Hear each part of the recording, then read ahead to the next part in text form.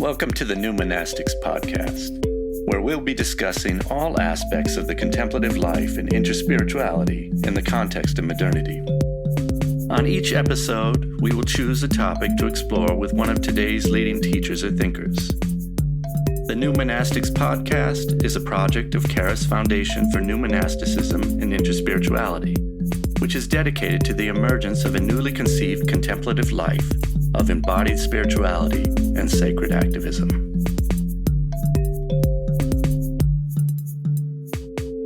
Welcome to the New Monastics podcast. I'm Nathaniel, co-founder of Charis Foundation and dialogue partner for our guests. And I'm Daniel, the host for the show.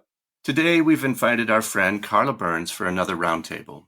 Carla is core faculty at Naropa University and works for CASE, the Center for Advancement of Contemplative Education. Hi. Hi, Carla. It's so lovely to have you. Thanks for having me. So just a refresher for the listeners, on our roundtable episodes, we'll each be bringing a little topic that we've been chewing on, thinking about, holding, and the others will have some time to reflect, but the topics will all be a little disparate. And with that said, Carla, do you have a topic to start us off with? Yes, I do. Thank you. So I was just listening to the last podcast that you did with one of Nathaniel and I's colleagues, Lisa, and I was really inspired about all that was shared, and especially what was brought up around this idea of being able to hold complexity and the need to be able to encounter complexity and not go into extremes, especially when we're talking about spiritual teachers and spiritual practices and how we don't just solidify things as right or wrong or good or bad. And obviously that's been up not just at Naropa University and in contemplative education, but in our world in general. There's a lot of, I would say, seduction to go into this is right or this is wrong. Mm-hmm. And it was definitely mentioned around, we have to be able to hold the tension and not get swayed into solidifying into those things. And then I was thinking about, but how do we actually do that?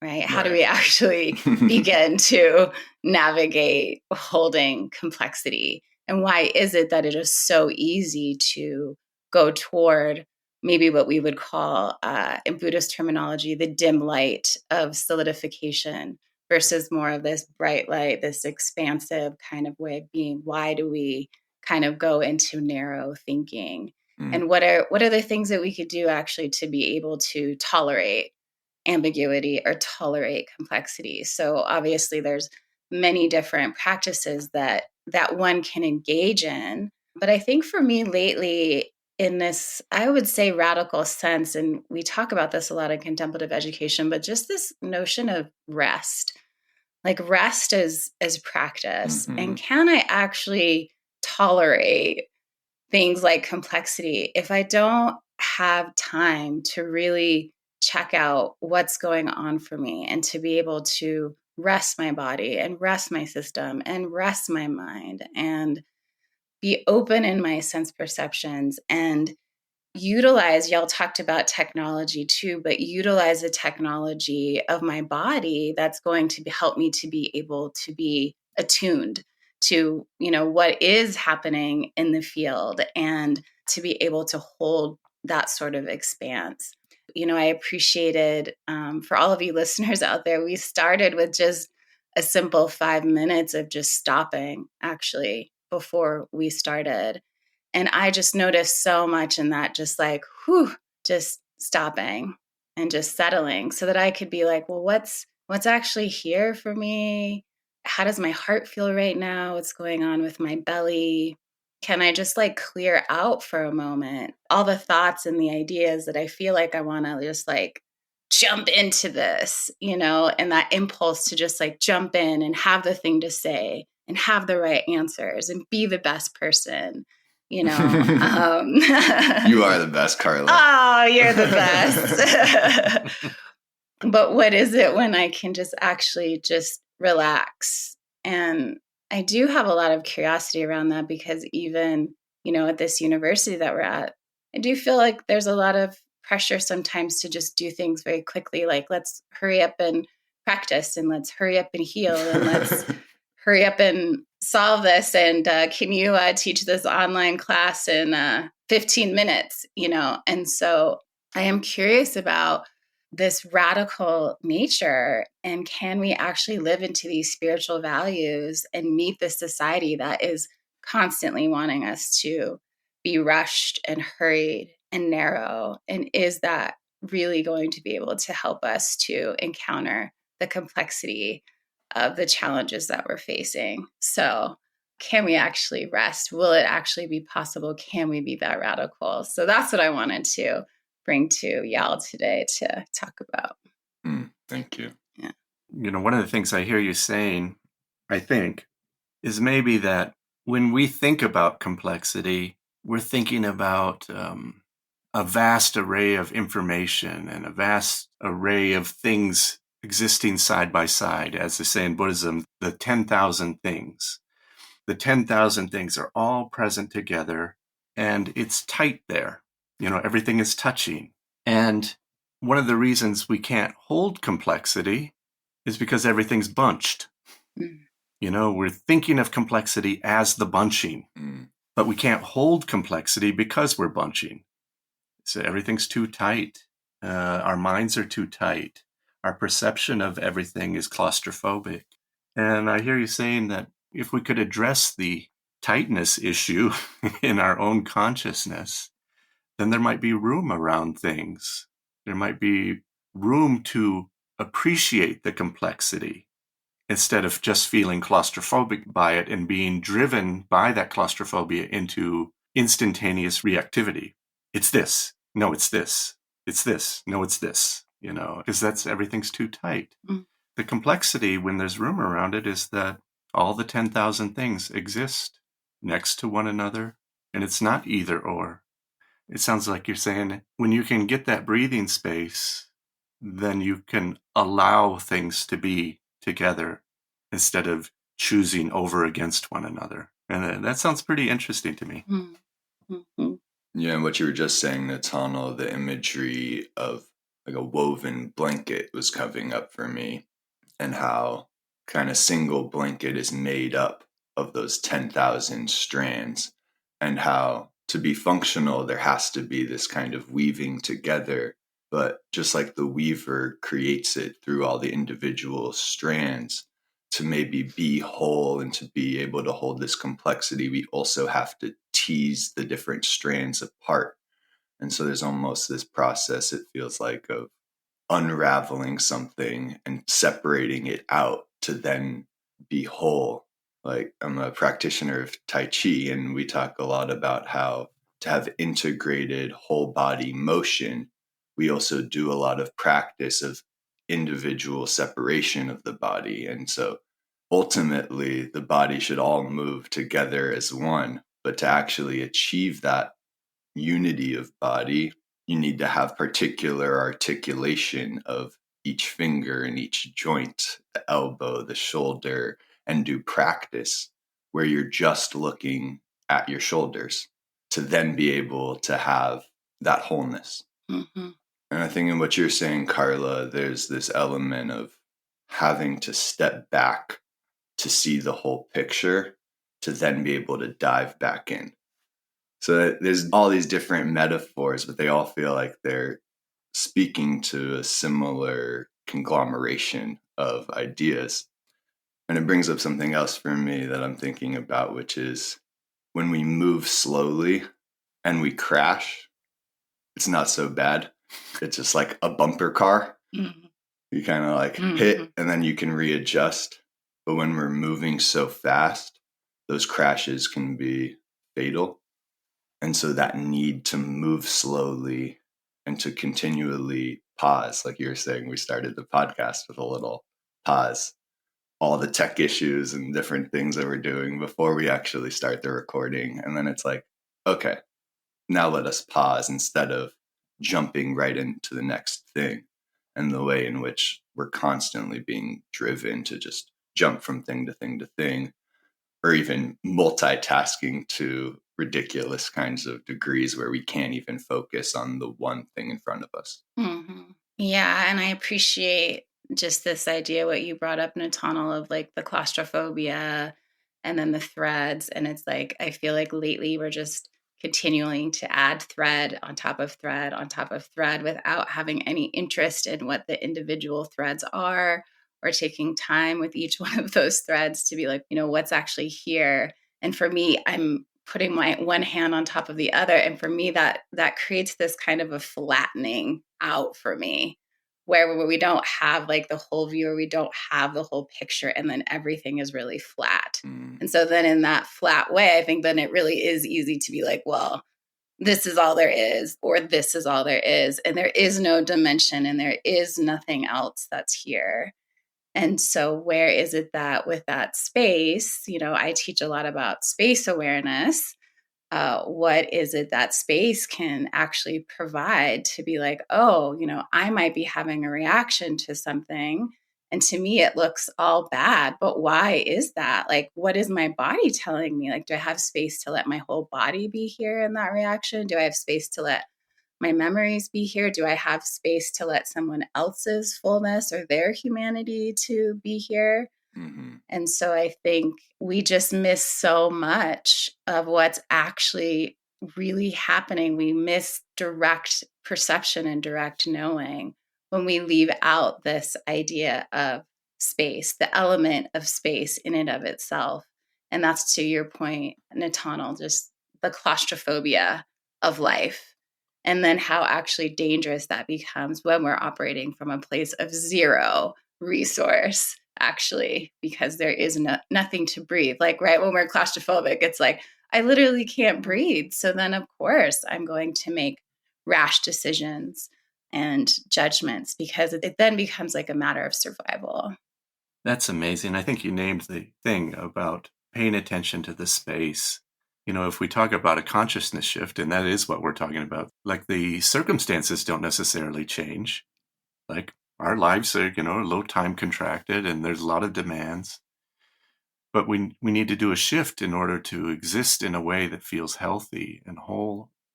And I wonder if it's kind of a figure ground reversal, You can focus on the objects, or you can focus on the space. Mm-hmm. And if you're in traffic and you see all the obstacles, or you could see the openings, and it can shift how you feel about the whole thing. A friend came back from Ireland once with a gift for me, which was a wonderful Irish wool scarf, that somebody had made. And, it was a little bit of a loose weave. And like the first day I snagged it. Just one of these threads just sticking out in a big loop. And I'm like, it was such a beautiful scarf. And I was immediately annoyed. And the person came up and said, no, you can fix that. And they took hold of the scarf and they started to tug at different areas of the scarf and just pulling on it. And because it was loose enough to tug on, that thread started to pull back in to the hole. Just by this little, let me make a little room here, let me pull here. And it all came back in. That was possible because the weave wasn't over tight. And this is what I'm thinking about now, is like when that little thread starts to stick out, it's kind of like when we have a snag in our society and we start throwing people out. Yeah. Exiling people. These people no longer fit. Mm-hmm. And, the scarf is ruined and the whole thing.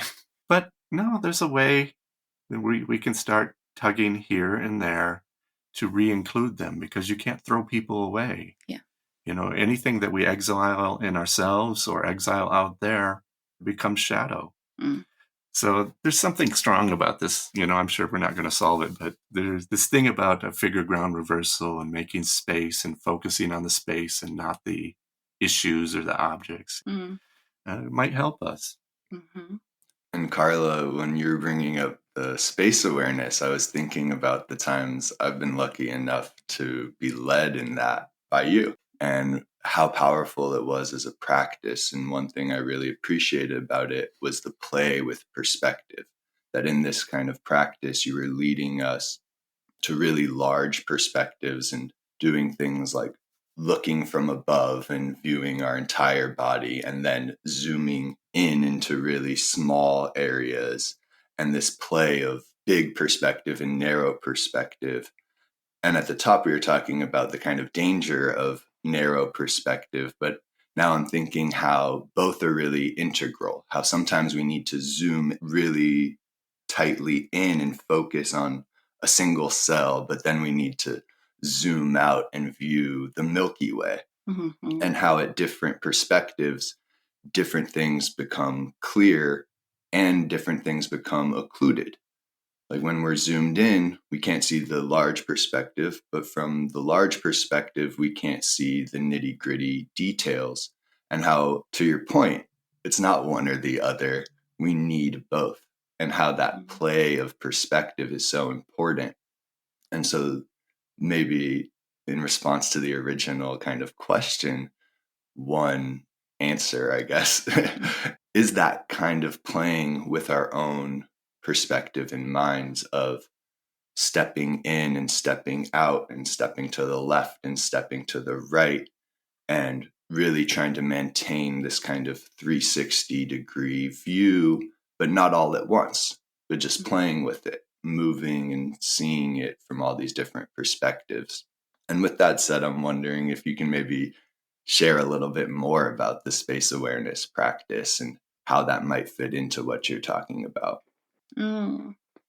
Yeah, well, I think just this recognition that, space is actually an element, just like fire, water, earth, and air. Space is also an element that we use and that we collaborate with all the time. And that's not necessarily obvious to us because it's literally, like the water, that we're swimming in, so to speak. And so there's this way in which we often just conceptualize space. I think we have a lot of language around space, right? Like, I feel like I can't take up space, or I want space, or I need it, or give me my space, or all of these things. But that's just really a conceptualization of space, of what is it like to actually know that we are space and it's an element that we utilize just like all of the other elements. And what is it like when we turn toward that as a resource and something that is available and helpful to us, and also quite vast. And also, to Nathaniel's point,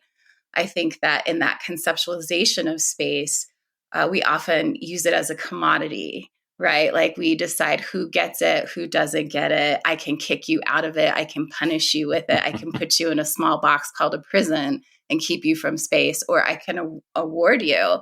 And when you're privileged and you can have a huge mansion, you can have all the space, you can have an island, so there's this way in which when we disrespect space, I would say in that kind of way that we're harming one another. And there's this way that we could really utilize it to our benefit, that it's actually not something that we can piece up and cut up and give to people and kick people out of, but it's something for everyone. And what is it to actually claim the territory of our space and really honor it by collaborating with it? And that does, though, require us having rest, the time to actually investigate what is our relationship with space, and also what are the ways in which we're afraid of space.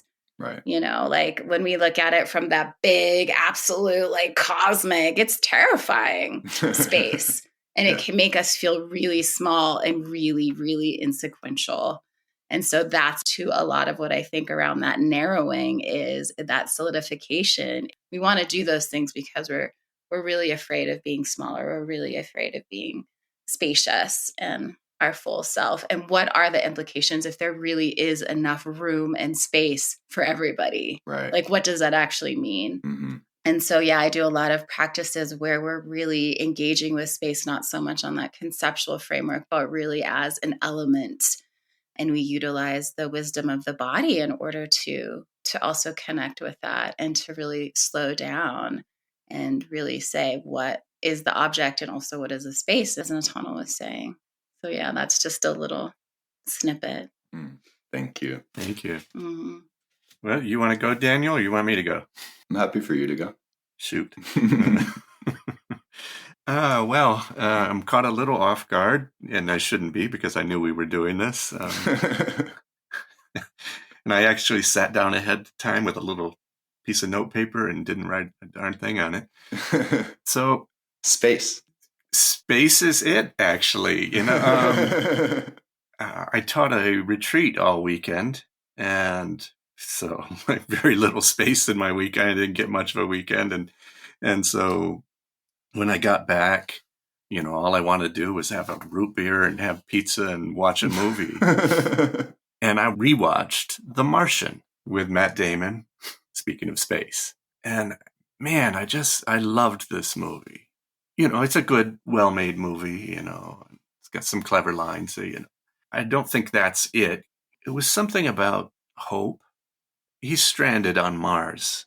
His team has left because they think he's dead.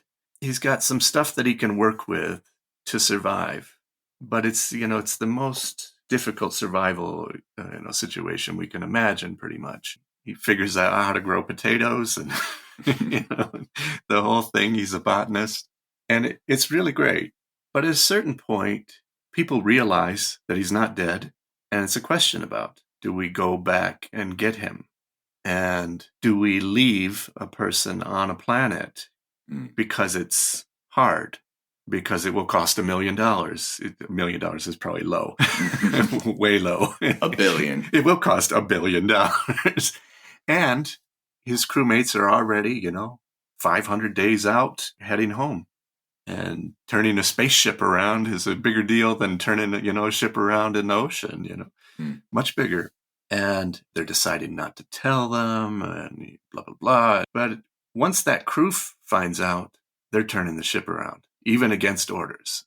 And they're going back to get him. And people are doing the math, the crazy math that it would take to try to get him off the planet, not run out of resources, get him home. And every window there is so narrow. Everything is a long shot. Everybody's survival is at risk to try to do this. And I felt like I've always been fighting this notion of this survival of the fittest. When I used to read about evolution, many, many years ago, it was always this survival of the fittest, and the weak, they don't get to survive, and we leave them behind. And the more I learned about evolution, the more I learned that that was false, that there is not really evidence for that. The evidence is to the contrary, that even in the most dire circumstances in our deepest past, and we see this from the archaeological evidence, the bone evidence, especially a particular person who must have been mauled by a lion. The marks are, and the bone damage is in their leg. But what we learned from that body was that person was mauled and probably would not be able to walk or take care of themselves for about 2 years. And yet they healed, which meant the tribe, and tribes then were 12 to tops 40 people, but usually kind of 12 to 20 people. Those people picked him up and carried him, and probably for the next couple of years until he could heal. That's the evidence. And so survival of the fittest was a thing that Herbert Spencer added to Darwin's ideas, but were not in Darwin's natural selection ideas. And the adding of that notion, survival of the fittest, abandon the weak, led to eugenics, and it's not in evidence. It's not what humans do. And as I'm watching this film, they're making this ridiculous effort to turn around to save this one man when it's not reasonable. It is not rational, but they're going to do it. And you can say, well, that's just a movie, but we dreamed that movie. That's what made a good movie. That's who we want to be. So it's reflected there on another scale. We will and do go into space now. And I hope that we always make that human choice. And it gave me a lot of hope.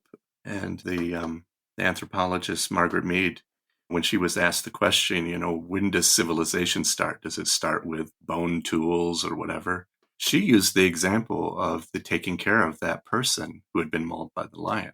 She said, that's when civilization starts. And so I look at the movie, and it was amazing from the perspective of problem solving. Like, he solved amazing problems in fantastic ways, and in ways that are, more or less accurate. They were possible. But they took gathering all our potential, all our science. And I looked at that and I thought, we have all the capacity we need to survive our current immaturity, except the maturity to survive our immaturity. It's not a technological problem. We can save ourselves technologically and from intellectual capacity. It's a character issue. And the character that we need to survive that is in that act, which we've done in the deepest past and which we're doing as we imagine this future, where we ask the question, who do I want to be? I want to be the person that risked to save someone. So that's my reflection on that. And that's a big deal to me. I think about this all the time. So there's my thing. Space. It's making me think of this little teaching from the Talmud where they say to save a single life is to save the entire universe. Yep. That's all I got, but that's what it's making me think of. Yeah. What's coming up for me is the willingness to just kind of abandon the logic. I feel like that also is, sometimes that's where I feel like my most human and my most kind of available for my humanity is when I'm actually willing to be like, this doesn't make any sense, but it's just a knowing and a feeling inside of me, and kind of an allegiance to take care of something, to take care of someone, no matter what. And to be that, that courageous. But in that moment, you don't even need courage. You're just already doing it. And like, nothing's going to stop you, actually. And that to me is like the more visceral feeling of like what it means to be alive and to be a human and to be doing this, Yeah, and then there's an interesting thing that comes up in the movie because people are saying you're abandoning logic. You're abandoning reason. But it's through logic and reason that all the survival situations that they activate are accomplished. And it reminds me of this thing, that I like to say all the time, is that we are not rational beings. We are non-rational beings with a rational faculty. And so it's like, what are we going to put our reasons toward? What are we going to give that faculty for? So the people, they make a heart decision. Right. The Talmudic quote is, in time, you'll save the world. You save the one person, it's in time, you'll save the world. So they choose to save the world by saving that one person, but then they utilize all kinds of reason to accomplish the act. There's something about that, about being human. We have to figure out how we want to be human, which kinds of humans. Yeah. And what you're both saying, I'm thinking about what we think of as beautiful and what really moves us, to your point, Carla, of what is that visceral feeling of desire, beauty, and how we have this deep attraction to this kind of irrational, over-the-top striving to do something amazing for justice or for people we love, something that, for most intents and purposes, doesn't make sense to do, but will walk across vast distances to go meet somebody or to deliver a letter back in the days, out of something that is beyond logic, out of this deep heart yearning. And it seems like there's maybe an intuitive knowing of the preciousness of a single life or a single person, and how that's what we think of as beautiful. We have this obsession that has grown in different times of like romantic love notions, and all of our music is so deeply about love, and movies and all the things. We have this kind of obsession with these romantic notions of love, and not just romantic love, but love for our family or friends, these kind of extraordinary feats that are driven by love. Yeah, the other story wasn't worth telling. Oh, he was still alive. They left him there. It was not reasonable to go back. There's no movie. We don't want to tell that story. No. It's not worth telling. Yeah, and there's something inhuman. Yeah. This cold, calculated thing. There's something that feels inhuman about that. Yeah, it's not a story worth telling. That's a kind of logical decision that would lead to an existence that we're not actually that interested in having. Mm-mm. It's a wonder that anybody makes an argument about it. Yes, it involves, risk to your own lives, but this is what I find profound about the movie stuff is like, it tells us something about us. There is no movie about the other, It's not a story we want to have. That's the story of despondency. Yeah. Carla, do you have anything else you wanted to share on this? Well, I think in the way to the story that's not being told, it's not the story of who we really are. When I think of that story, I'm like, that's a nightmare. And I think we know that that's the end of us, right? That story is the end because it means that there is no love, that we have gone too far over into the logical side of things, the misuse of logic, I would say. And so, yeah, I think we don't tell those stories because it isn't reflective of anything that we are. Yeah. Top that, Daniel. The Martian. What you got, Daniel? Will y'all just give me 1 second? I need some water. Yeah. That I failed to bring with me. Sure. Mm-hmm. You know who needed some water? Matt Damon needed some water on that planet. I bet. Oh my gosh. You're making me want to see that now because I haven't seen it. So good. But you're quite the advertisement for it. That's all I had. Yeah. It's amazing. If you're enjoying the episode, please consider subscribing to our Patreon to help support the production of the podcast. Subscriptions begin at $1. All patrons receive access to bonus content, curated resources, and exclusive patron events, including live Q&As. For more information, please check out the Patreon link in the show notes, and thanks for listening. So it's funny that you bring this up, Nathaniel, in the previous conversation about space, because my topic has something to do with space as well. I have a whole little mini conglomeration of thoughts, so I don't know how articulate it will be, but I will throw them all out in a jumble and task you both with teasing them out, hopefully. I'm thinking about the planet Earth itself as a kind of core connecting point and maybe metaphor for interspirituality and beyond interspirituality, really, humanity and global cooperation and hopefully harmony. And our teacher, Reb Zalman, spoke a lot about the impact on consciousness of the first viewing of Earth from space, which was long before I was born, so it's something I inherited.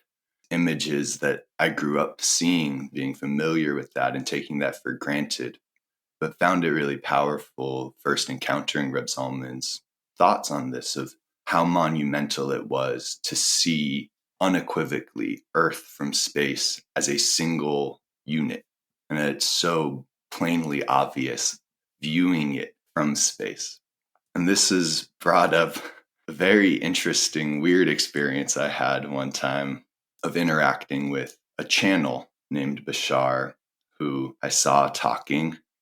And the audience was asked if we had any questions.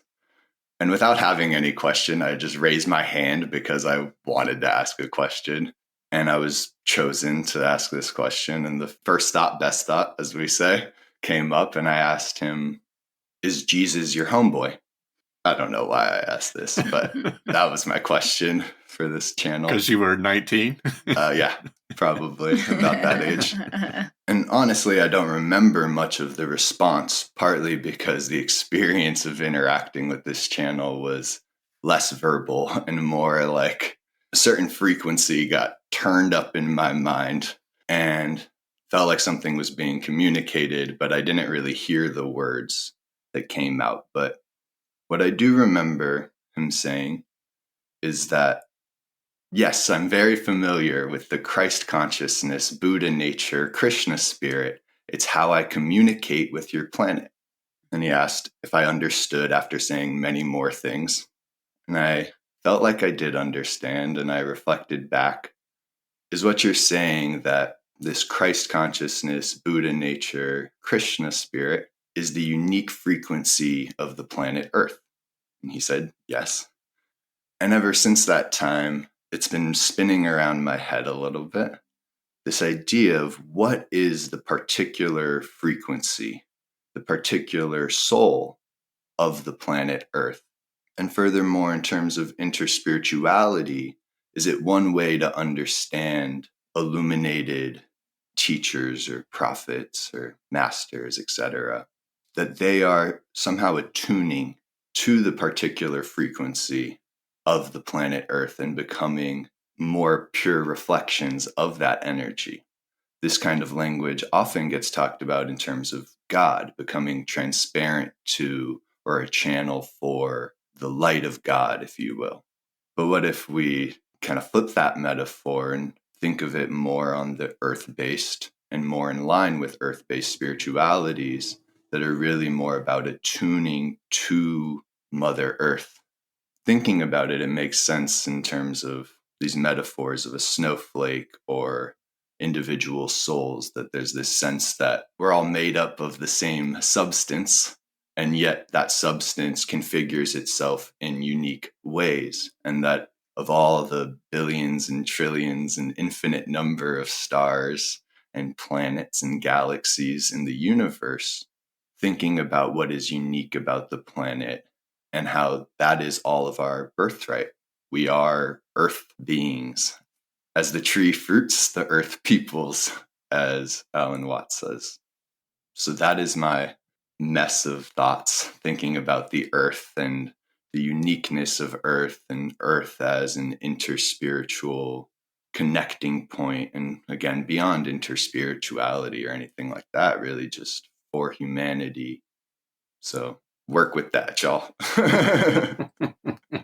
Go ahead, Natana. Okay. Well, I mean, that was bringing up a myriad of thoughts for me too, but I think there was an overriding theme. I think your response that perhaps that Christ consciousness, or however it might be called, is the unique frequency of the planet. That's a very interesting idea, because in a way it's saying the universal connection, wisdom consciousness, is what holds the planet together, as long as it holds together and if it's to hold together. And this wisdom consciousness has a character. And I guess I first started to think about the philosopher and mystic Teilhard de Chardin, Mm-hmm.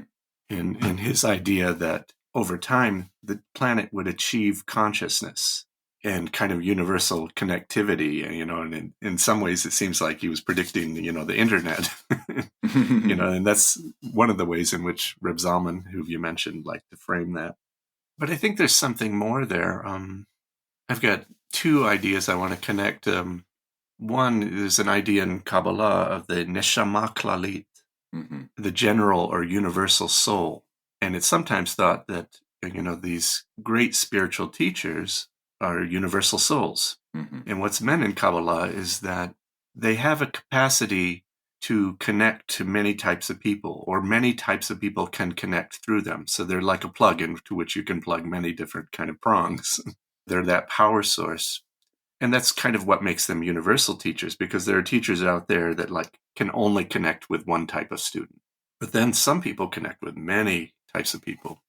And so, maybe what is active in that universal soul, that neshama klalit, is this connectedness to this more universal frequency of the planet, and so it can connect with all these different types. And it's something that we say about prophets, that prophet is not a predictor. Prophecy is not about prediction. It's about, at least in Hebrew, the word navi means to call or proclaim. And in its root, looks like it is related to the idea of being a channel. If you become hollow like a reed, and you cut certain holes in there, you become the flute through which God plays, as it were. It's an idea that's in Sufism too. And when we connect this to prophecy, that the prophet is a voice for humanity, a voice for the planet. And that's why, in Judaism at least, and more it's accepted, that the prophetic voice is the voice that speaks for justice, for wholeness. But there's a particular character to that voice that it is listening to the voice of the planet and humanity. And so it speaks for and through the whole. And in terms of activism, it's not prophetic to just go pound out your opinion about how things should be. It's prophetic when you're speaking for the planet, for its needs, and listening to those needs and all the diversity of voices.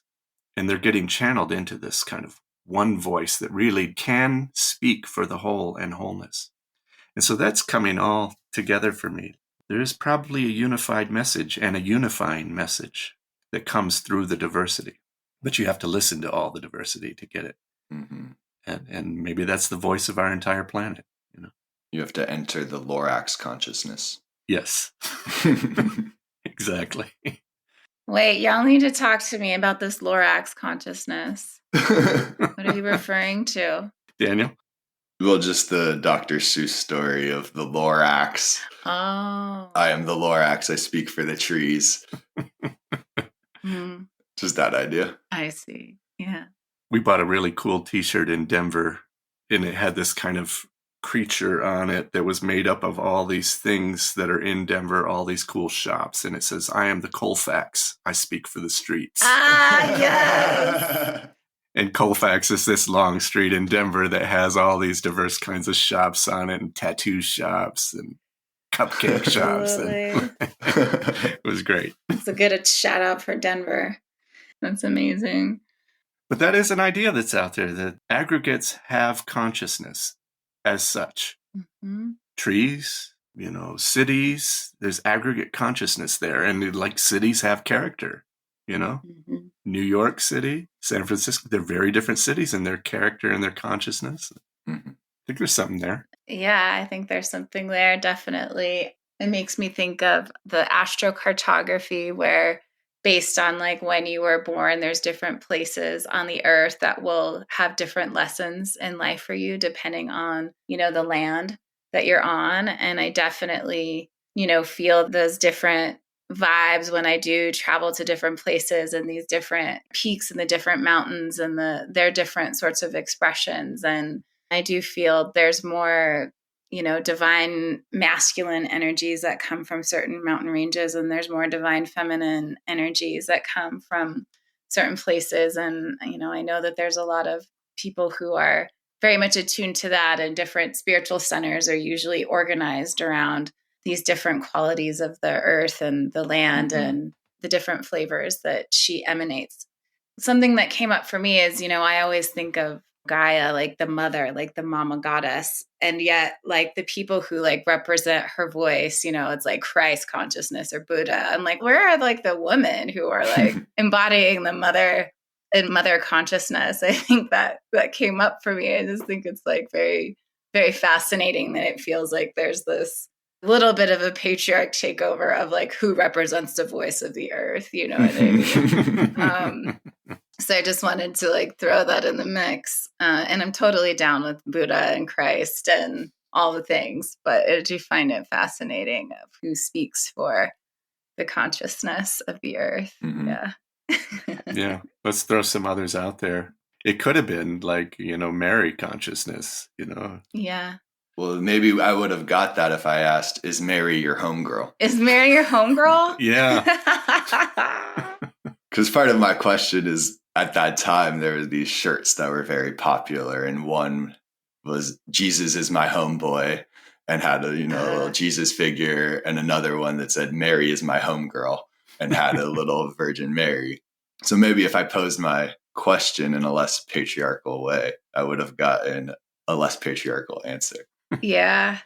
I think this goes back to, though, of like, it's the union, and where do we as humans still want to say like it's masculine or feminine, or, the earth represents this, but it's like, it's whole. It's like all of it, right. It isn't actually like one or the other. It's a type of whole consciousness that doesn't have to be like parsed out. And it has all of those aspects, Mm-hmm. Yeah. I liked what you were saying, Carla, bringing in this idea that different places on the earth have this particular energy. Because I think talking about perspective, that's what I'm thinking about in terms of the earth, in the same way that different places on earth have different energies. Earth itself has a different energy than Mars, than Venus. The Milky Way maybe has a different energy than other galaxies. And it's hard for us to really conceive of that, I think. And part of what I'm thinking about is that some of what we project onto the universe is maybe more about Earth as a particularity, because we only know the universe through the medium of Earth. One way I'm thinking about it is that light is universal, and yet love might not be. And how this kind of particular role of the earth and humanity as a kind of Lorax of the earth, our kind of role is this transmutation of a kind of universal light into a universal love. And as I'm saying that, I don't know if I even agree with myself, because love does feel that it pervades the entire universe, but it feels like maybe, I don't know, something particular about Earth. And how do we really know the universe other than through Earth as Earth beings? Can't remember which book it's in, but C.S. Lewis's space trilogy, in one of them, there's a description of the planets with these very specific characters. It's the whole thing about that. Yeah, and what is the character of this planet? It's an interesting thought. And we're all rotating, around the sun. I mean, that's like the governor of things, so even that itself to like centralize like, oh, Earth in retrospect to all these other planets, but really it's everything is actually like in retrospect to the sun, to this light source. And I think like that we forget that as well and still centralize even Earth, like you were saying, Daniel, but really the sun is the center. Yeah, for our solar system. Yeah, for our solar system.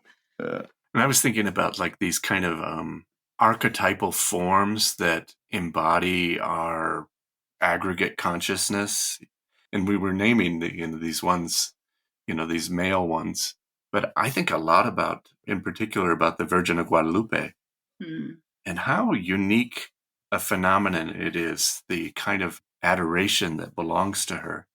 There's a whole story behind the Virgin of Guadalupe, but Guadalupe was a place in Spain. And what's kind of being remembered or referenced there is a particular icon of the Virgin Mary that existed in this place in Spain. And it was really a doll, like a porcelain doll, the Virgin of Guadalupe. But in Mexico, it becomes a totally different thing, where the Virgin of Guadalupe appears to Juan Diego, this peasant, of indigenous heritage in a period where the country is being colonized. And what is she when she appears to him but a fusion, a mestiza, a mixed race person that is representing both Tonantzin, the indigenous goddess of that particular place, but now she's dressed in new clothes, these Spanish clothes, and she looks a little bit indigenous and a little bit European. And so it's like, this is not even a person. Like, Guadalupe was a doll in a way representing Mary. And now there's this kind of visionary experience of what seems like a person who represents the coming together of indigenous peoples and European peoples. And she's a unifying figure. And now she's jumped out of Catholicism. Like, you'll find her all over the place. Not just Christians have icons of the Virgin of Guadalupe.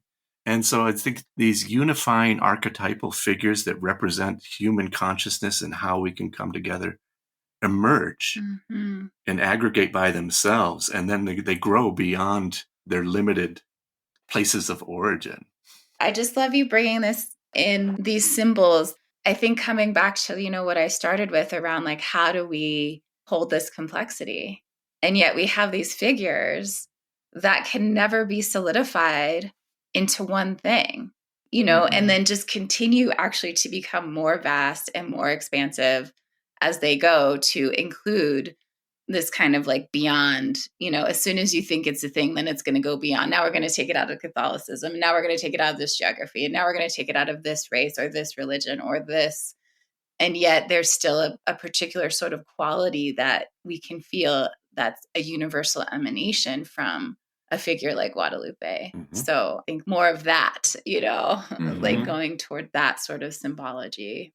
Yeah, and if there's to be some kind of icon of the planet, like an embodiment of the earth, it seems only right that it would be a conglomeration, an amalgamation, similarly to the way a dragon is traditionally comprised of all of these different kinds of beings, the talons of an eagle and snake-like, but with feathers and etc., that it would be some kind of amalgamated and yet unified being that would have all of these representations of different cultures and places.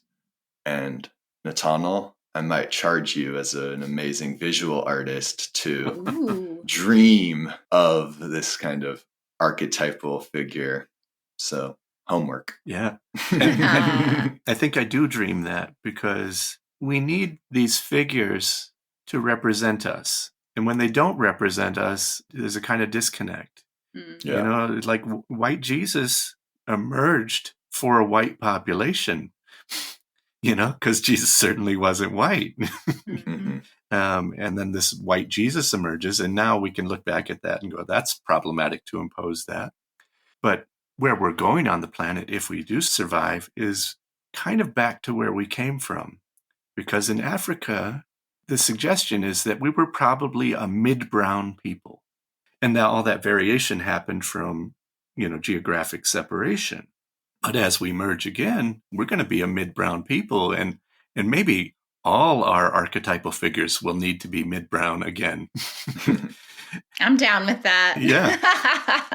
And, some of the more extreme representations will lose some relevance, even if they were accurate. But, white Jesus was never accurate. But even if they were accurate, they could lose relevance to a mid-brown people, or they'll have a different significance. In the 70s, it became important to have a Black Jesus, just because we have to see ourselves represented in order to connect and connect through. So it's going to be interesting where our archetypes go naturally, organically. Mm-hmm. I'll take the charge. I will make those icons. Yes. Well, an exploration of space and complexity all the way around, it seems. So go team in terms of very little planning and good cohesion. Yeah, actually, totally unplanned and in the middle, seeing the theme. I wrote down space travel with Carla Burns. Yeah. Let's do it. That's the episode. Great. Love it. So again, thank you so much, Carla, for joining us for this wide-ranging chat back and forth. And to close us out, I'm wondering if you have a little something to share, be it a poem or a song or a quote. Yeah, I have this lovely calendar that I love that's called We Moon. So more on that space theme. So Daniel, when you said a poem, I thought, well, I'll just get something from my We Moon calendar because it's filled with poetry and things about the cosmos and the Mother Earth, actually. Beautiful. And so this is a poem by Julia Flynn from the We Moon, and it's called The Journey. You were not born to be a machine, child. Can't you feel the life inside of you, the wildness that is your inheritance, buried like the bones of your ancestors and all they created, awaiting your excavation? Can you hear their voices, beckoning? They are with you, deep within the hollowed cave inside your chest. That is where the path will lead you. And sometimes you will fear the journey, of course. You will doubt. And then you might remember these words and the way the sun warms your skin as it rises, the winds embrace, the rocks beneath your feet, and the ice-cold water of the stream. At night, you might build a fire and follow its embers as they ascend toward the fire's burning in the heavens, and you will know this is where you were always meant to be. Beautiful. Thank you. Thank you. Thank you. Lovely hanging out with you two psychonauts. Till we meet again. On this planet or the next.